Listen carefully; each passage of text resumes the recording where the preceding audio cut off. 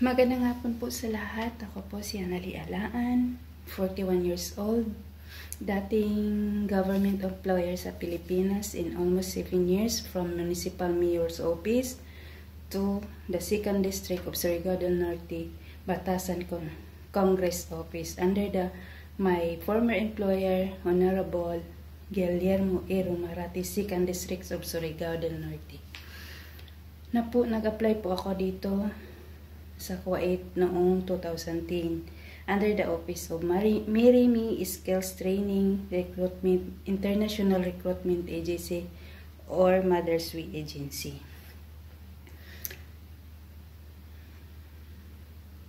Wala po akong problema sa amo ko, mababait po sila. 14 years na po ako sa kanila. Yung employer ko po ay dating Prime Minister of Justice Abdul Aziz Majid Al-Majid. At saka yung madam ko, Madam Asma Al-Khalaf, may 3 alaga po ako, Lolwa, Majid, Salik.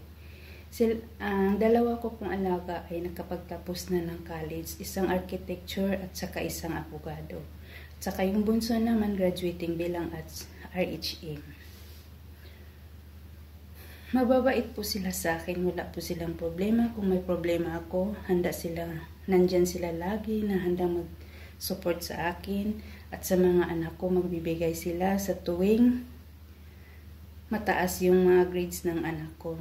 Nagbibigay sila bawat bata tagti 10K days. Nagpapasalamat ako sa kanila kasi hindi nila ako pinababayaan. Minsan